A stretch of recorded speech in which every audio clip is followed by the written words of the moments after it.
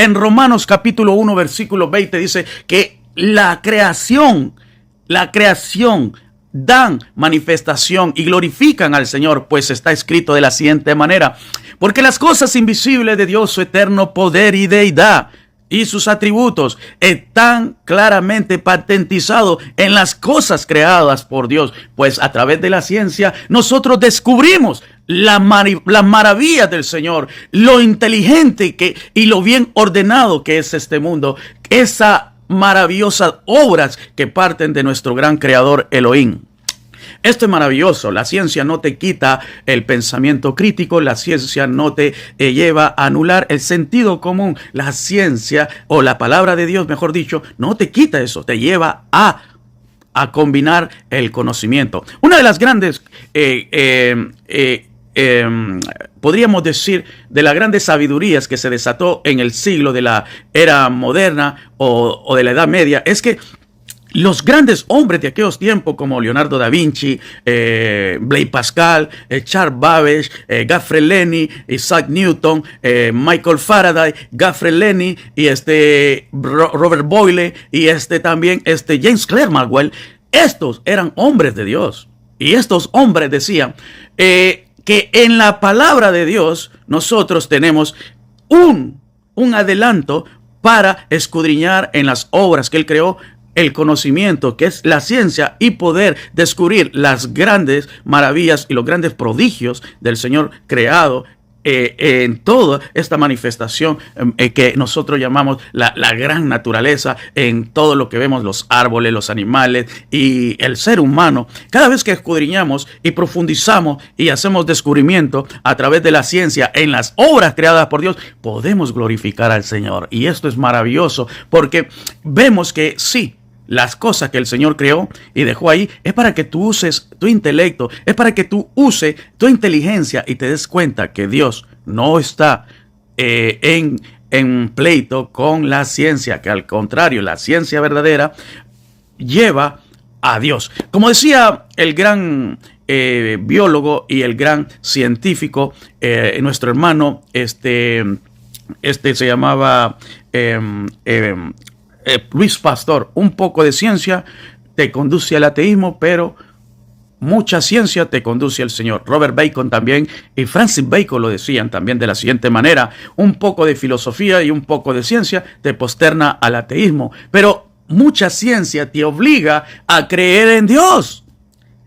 Imagínate, los grandes pensadores, los grandes científicos, entre ellos James Clerk Maxwell. James Clerk Maxwell decía en una de sus cartas que él escribió, dice: los hombres de Dios, aquellos que estudian la teología, deberían de saber esto, que tienen una responsabilidad y un compromiso con Dios y la humanidad. Y es que nosotros, al poder desarrollar la ciencia, podemos exponer las grandes obras de nuestro Señor.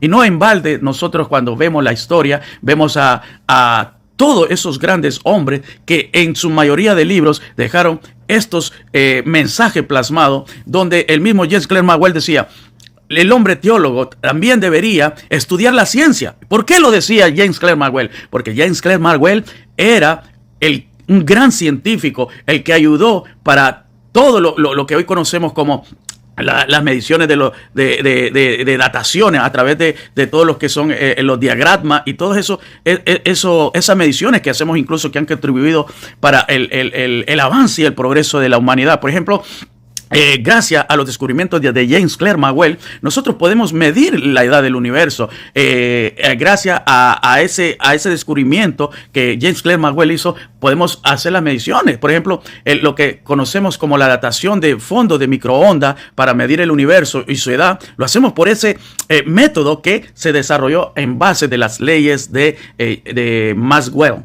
Las leyes de Maxwell. Y es que la ciencia nunca ha refutado la palabra de Dios, ni la palabra se opone a la ciencia. Al contrario, la palabra de Dios y la ciencia van de la mano. Así como lo tenemos aquí en el fondo por gran científico Albert Einstein, que decía: la ciencia sin religión está incompleta. La religión sin ciencia está ciega. Y es que cuando vas a profundizar en los anales de la historia y todos estos grandes hombres, por ejemplo, Michael Faraday, que se le considera el padre de del descubrimiento de la inducción para la corriente. Hoy, gracias a Dios, iluminamos todas nuestras casas, todo lo que conocemos hoy como electricidad. Fue gracias a Dios y la sabiduría que proporcionó a nuestro gran hermano Michael Faraday, quien descubrió la inducción. Y qué maravilloso también que aparte de eso, vemos estos hombres que compartieron esta ciencia, eran hombres humildes. Por ejemplo, Michael Faraday, cuando entraba al laboratorio a hacer sus prácticas de ciencia, él decía que él quería servirle al Señor a través de poder proporcionarle al hombre o dejarle un legado a través de la ciencia. Él decía, si bien me gusta hacer ciencia, pero mi esfuerzo por descubrir y estudiar más en ciencia es porque quiero dejar un legado a la posteridad para que el nombre del Señor sea glorificado. Y si yo llego a hacer un aporte, decía Michael Faraday, esto va a ser recordado y van a saber en mis escritos de que yo pude dejar un legado a la humanidad basado en los escritos del Señor que dice, ama a tu prójimo como a ti mismo. Por ende, Michael Faraday, cuando entraba, él cuenta en sus escritos a los laboratorios, él lo hacía pensando, Señor, utiliza mi pensamiento, utiliza mis manos para que yo pueda hacer aportes esenciales a la ciencia para que el prójimo, mi prójimo, aquel que tú me has dicho que yo ame, pueda tener un beneficio y pueda aportarle yo algo. Entonces, eso es maravilloso. Michael Faraday, cuando él terminaba sus investigaciones y sus estudios de ciencia en su laboratorio como un autodidacta, luego se iba a abrirle la puerta a los hermanos, imagínate, para que entrara a la iglesia. Qué gran humildad, qué gran amor, qué gran sabiduría de estas personas que, al pesar que son los padres de la ciencia moderna, nos dejan esos grandes ejemplos que podían hacer ciencia, pero también podían ir a la iglesia a alabar al Señor y le abrían la puerta a los feligreses para que entraran a escuchar la palabra de Dios. Imagínate, mientras él abría la puerta de los grandes laboratorios para los experimentos científicos y para abrirle el entendimiento a las personas a través de los descubrimientos científicos, también le abría la puerta a los hermanos. Qué maravilloso, qué gran ejemplo Michael Faraday. Y bueno, y así tenemos en algunos proverbios y en Eclesiastes palabras como dice en el Proverbio capítulo 8, versículo 12, donde dice, yo la sabiduría habito en la cordura y hallo la ciencia de los consejos. En otros pasajes y en Eclesiastes dice también,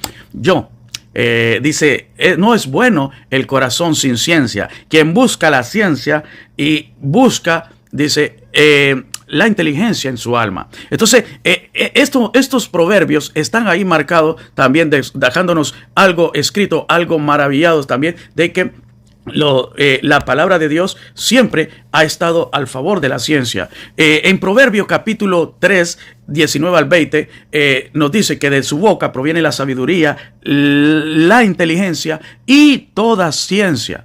Y en el capítulo 8, el Señor, en ese maravilloso pasaje, ustedes lo pueden leer cuando tengan tiempo ahí en sus casas, empieza hablando de cómo Dios creó el universo y cómo Él describe su creación, y luego también ahí plasma, y Él dice que a través de la ciencia Él utilizó todo eso para construir lo que hoy conocemos como este gran universo, este gran planeta y las cosas maravillosas que Él nos ha dejado.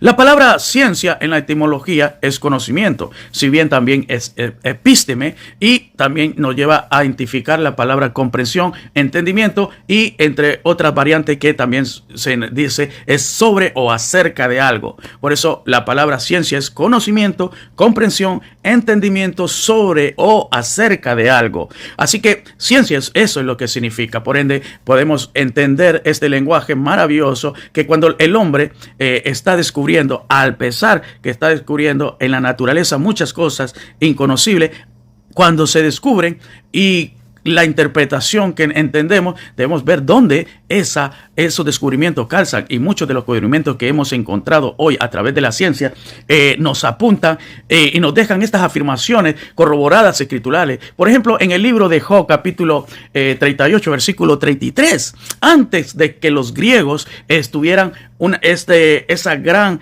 academias, esas grandes universidades o centros de educación en la ciencia, ya ahí, en ese tiempo, ni habían ellos existido, pero